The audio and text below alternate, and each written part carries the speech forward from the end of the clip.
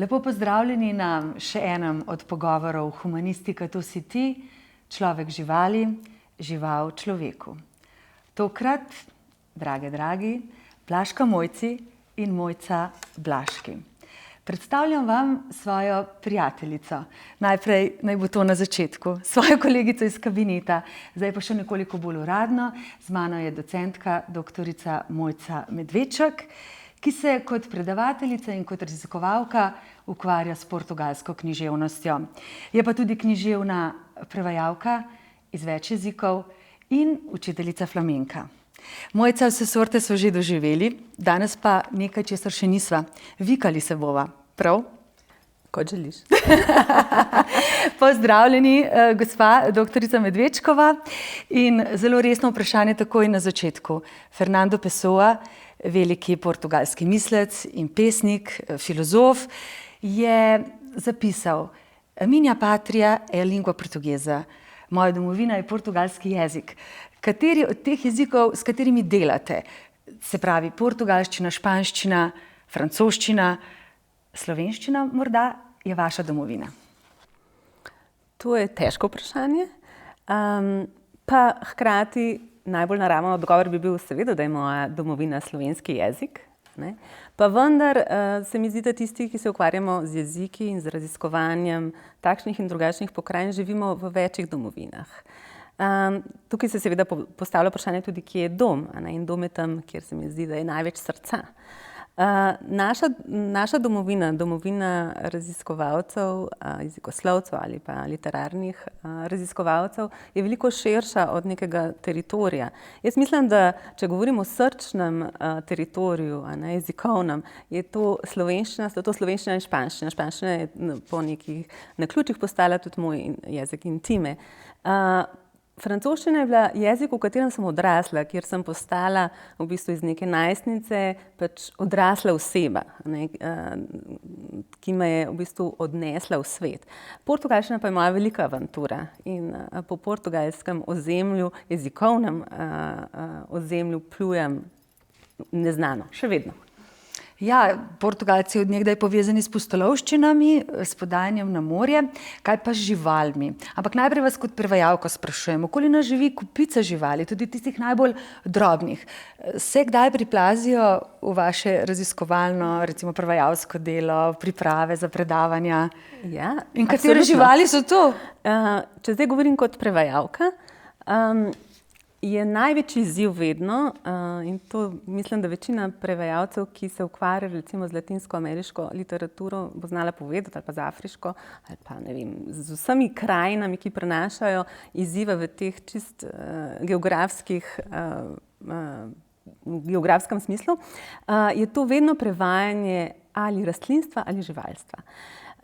Ker se jaz ukvarjam s portugalščino in je ta povezana tudi z Brazilijo, sem se seveda srečala s prevajanjem torej življenja v pragozdovih oziroma v takih bolj puščavskih delih, zato obstaja tudi termin sertão, ki je težko ali pa celo neprevedljiv oziroma ga lahko mi v Evropi ali pa v našem koncu Evrope, kjer živimo, zlasti v Sloveniji, kjer živimo obdani z gozdovi in z enim čez drugim rastjem, težko prevajamo. In tu je prevajalec vedno pred velikim izzivom, kako poimenovati vse tiste žuželkice, mravlje, različice mravelj, ki jih lahko bolj opisujemo. Nimamo pa za njih razen latinskega izraza, nobenega poslovenjenega izraza.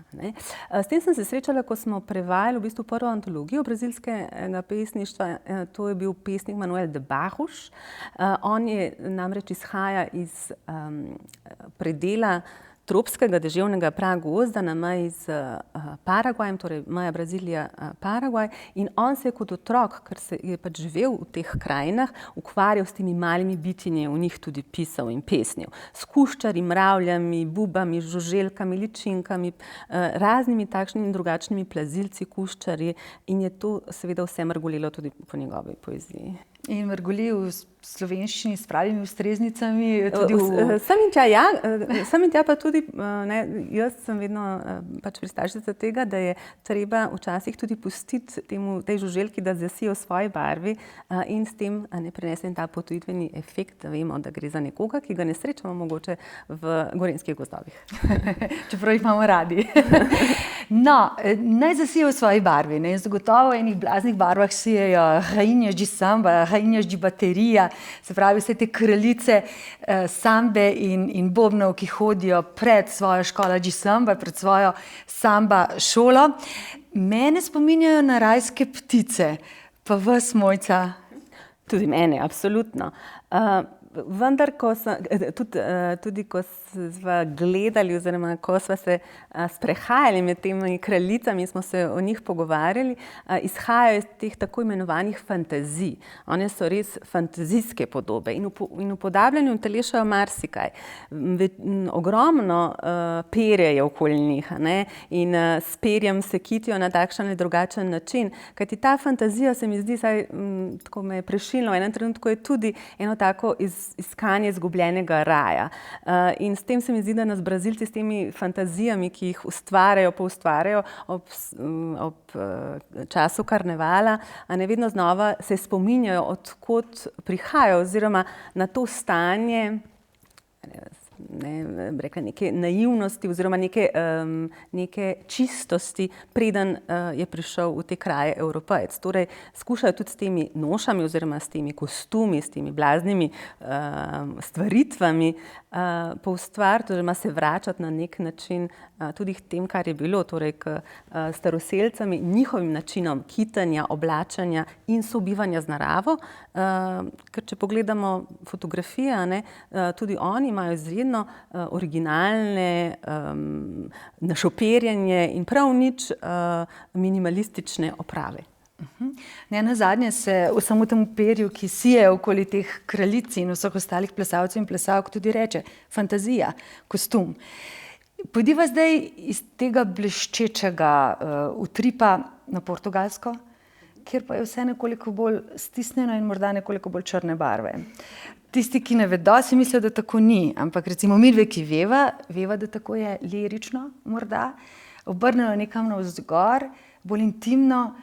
Katera je bila žival, ki bi poosebljala Portugalsko ali pa ki oni že imajo kot nek simbol?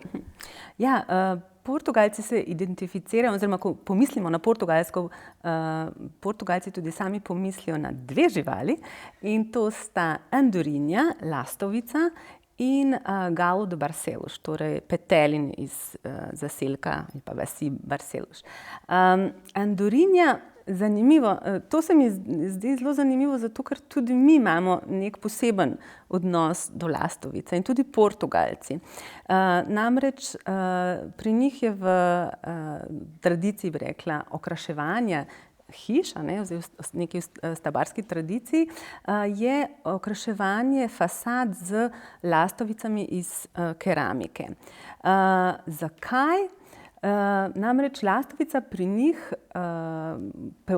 pooseblja, je nek kulturni simbol družine in predstavlja ljubezen, zvestobo in je tudi, bi rekla, nek simbol oziroma vračanja. Portugalci so se veliko izseljevali, masovno izseljevali, bodisi zaradi ekonomskih, bodisi zaradi političnih razlogov, in ta lastovica, ki so si jo dali na fasado hiše, je pomenila tudi to, da se želijo vrniti oziroma da se želijo vračati. In ko so že govorili o Pessoa, quanto de teu sal ao mar, sal lágrimas de Portugal, koliko tvojih solz morje so, oziroma koliko tvoje vode so portugalske solze, ja, odhajanje in redko kdaj vračanje. Prav, lastovka, kaj pa ena druga žival, ki jaz tudi na veliko opažam na Portugalskem, sardina? Sardina pa seveda, to pa je tudi del praznovanj. Seveda, da Portugalci so pomorci oziroma največja mesta, tako Lizbona, Porto, so na obali In sardina je tako rekoč nacionalna jed. Pri prazniku svetega Antona, ki je zavetnik Lizbone, je to glavna jed. Prav tako so se v zadnjem času zelo razširile take konzervice z sardinami, takšnimi in drugačnimi, ki so v nekem času bile manj popularne, zdaj pa se spet vračajo in so simbol enih starih, že malo pozabljenih časov. Vi radi jeste sardine? Jaz obožujem sardine. Sardine zasadaš? Ja, absolutno. Kaj pa kakšno portugalsko delo, ki ga poznate, ki ste ga preučevali, o katerem bomo izvedeli tudi, oziroma se učili na programu Portugalski jezik in književnost, ki neposredno govori o živali. Jaz sem se recimo zdaj spomnila afriškega dela, sicer v portugalskem jeziku Zadnji plamenčev let, torej gre za flamingo, je plamenec. Ja, tako. Kaj pa prav iz portugalske delo, ki je prav nastalo v alma mater portugalskega jezika? Zame je roman, ki me je zelo pritegnil, se mi je zelo zanimiv, mogoče tudi zato, ker je povezan z našim prostorom, ne govori o živali, ki bi živela na Portugalskem, gre namreč za slona. José Saramago je napisal roman Viagem do Elefante, torej slonovo potovanje, ki je v bistvu navdahnjen ob resničnem dogodku, namreč João III, Janez III, je kot poročno darilo poslal Maksimilijanu II. Slona kot dar. In ne obstaja veliko zapisov, pa vendar nekaj jih je. Ta slon je v tako nesrečnem času prepotoval celo Evropo, da je tukaj, ko je prišel do Alp in do našega prostora, da je v bistvu zaradi hudega mraza, neprimernih pogojev in tako naprej, ko je vse to potovanje, ki je trajalo skoraj leto dni, preživel, je potem nesrečno na Dunaju umrl. Doživel je tudi zelo, rekla, neglamurozno usodo, namreč slona so potem razkosali in so še danes so njegove tace, slonove v Kunsthistoričnem muzeju, kajti iz njih so napravili stojala za dežnike oziroma palice, ki jih je gospoda odlagala. Saramago seveda ne govori o tej usodi, osredotoči se na nekaj drugega, na odnos med slonom in njegovim skrbnikom. In med tem potovanjem seveda razmišljata o človeštvu in človeški neumnosti oziroma tudi plemenitosti.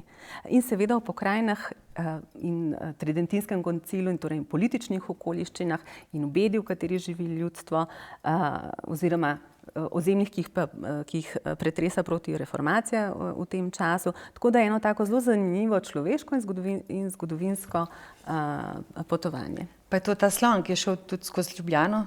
Mislim, da je to ta slon, ki je šel skozi Ljubljano in tudi danes imamo še vedno hotel Slon. Mojca, kaj bi se moralo zgoditi, ni vam treba tega narediti, ampak kaj bi se zdaj moralo zgoditi, da bi vstali in zaplesali flamenko? Nekaj bi mogla spiti. Kako se počutite, ko se vikava? Počutim se, v drugem svetu. Mojca, zdaj bom pa tikala, hvala ti, super kot vedno, še veliko pustolovščin, potovanj, skupnih nama želim. Hvala lepa. Hvala vam.